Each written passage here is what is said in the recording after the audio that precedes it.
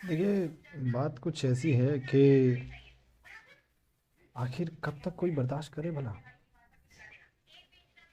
Japan का military buildup अब मुझे लगता है कि चीन के लिए बहुत ही घातक साबित होगा।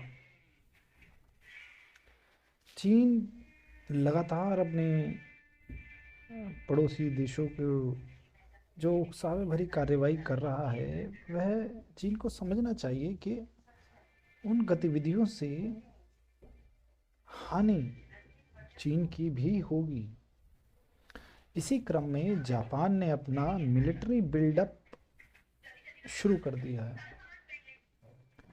और ये खतरे की घंटी चीन के लिए है, क्योंकि जापान अभी तक मिलिट्री के अभाव में ही एक अपना देश को चला रहा था, क्योंकि इसे मिलिट्री बैकअप जो मिल रहा था वह अमेरिका से मिल रहा था। लेकिन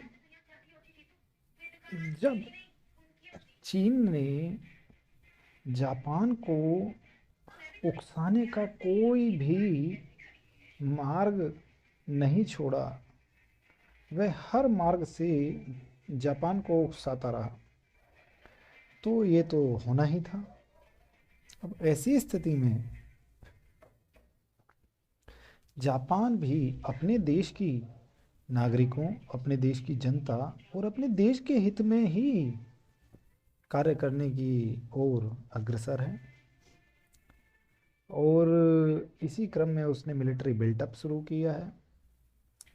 और जहाँ तक मुझे लगता है कि चीन को यह समझना चाहिए कि यदि वह अपने पड़ोसी देशों को या अपने आसपास के क्षेत्रों में शांति बरकरार रखना चाहता है, तो उसके लिए उसे उन कदमों को उठाना चाहिए जिन कदमों को उठाने के पश्चात उस क्षेत्र में शांति बनी रहे। देखिए, हालांकि पिछले वर्ष जब मैं तेनजिंग सुंडो के आह्वान पर मानव और प्रकृति परिवार की ओर से हमने जो पदयात्रा में निकाली थी, जो कि हमारे चैनल पर भी है, जिसमें हमारे माननीय अध्यक्ष महोदय श्री बब्बल कुमार जी, हमारे उपाध्यक्ष महोदय श्री कुलदीप शास्त्री जी और स्वयं मैंने एक मानव और प्रकृति के पदाधिकारी होने के नाते हम हम लोगों ने मुख्य रूप से एक पदयात्रा निकाली थी जिसका आह्वान तेनजिंग सुंडो ने किया था।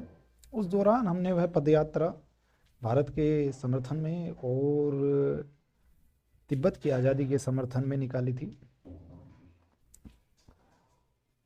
उस वक्त कुछ जो उस वीडियो पे, जिस वीडियो में हमने यात्रा निकाली थी, वह पदयात्रा निकाली थी, उसमें तिब्बती मूल के चाइनीज़ लोग जो बन चुके हैं, या चाइनीज़ ही कहेंगे हम तो, जब वो तिब्बती तिब्बती भावनाओं का सम्मान नहीं कर रहे हैं, तो उन्होंने ये कहा था कि आप शांति फैलाएं, प्यार प्रेम फैलाएं, आप हिंसा ना फैलाएं, और ये आप गलत कर रहे हैं। ना जाने उन्होंने मुझे कैसे कैसे शब्दों से अलंकृत कर दिया था।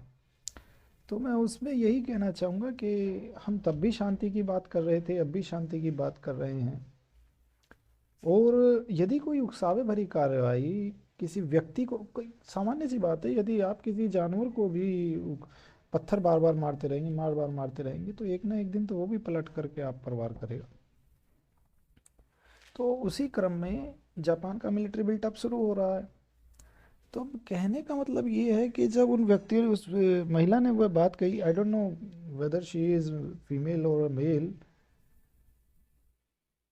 लेकिन मैं इतना जानता हूँ कि जो उन्होंने बात कही है वह अपने पक्ष के अनुसार एकदम ठीक ही कही है। उन्हें लगता है कि भाई चाइना बहुत अच्छे मार्ग पर है, सही कार्य कर रहा है, क्योंकि हर देश का नागरिक अपने देश को एक आदर्श देश ही मानता है, सामान्य सी बात है। हालांकि ये बात और है, भारत देश में ऐसे नहीं है।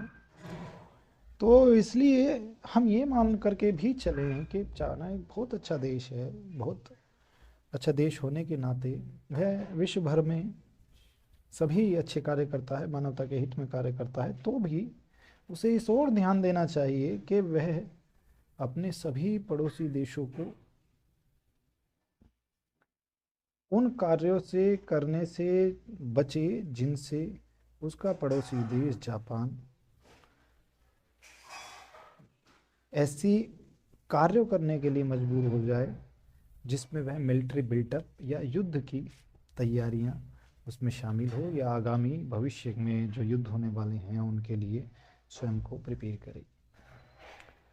अदरवाइज यदि चीन इतना अच्छा देश होने के बाद भी यह बात नहीं समझ पाता है, तो मुझे लगता है चीन को उन परिणामों को भी भुगतने के लिए तैयार रहना चाहिए जिन कार्यों को वह कर रहा है, और उनके करने के बाद में जो समीकरण बन रहे हैं, उन समीकरणों के बाद में जो परिणाम मिलेंगे उन परिणामों को भुगतने के लिए भी तैयार रहना चाहिए सभी देशों को। तो यही मैं आज के लिए कहना चाह रहा था। धन्यवाद। आशा करता हूँ आपको मेरे द्वारा दी गई जानकारी लाभदायक लगी होगी, अच्छी लगी होगी। और छोटी मोटी सी बातें हम भी अपने विचार डाल देते हैं, लेकिन guys please like share and subscribe my YouTube channel. और यदि आप ऐसा करते हैं तो मुझे भी और नई नई वीडियोस बनाने में काफ़ी इंटरेस्ट आता है, अदरवाइज़ मेरा भी इंटरेस्ट कम होता जाता है।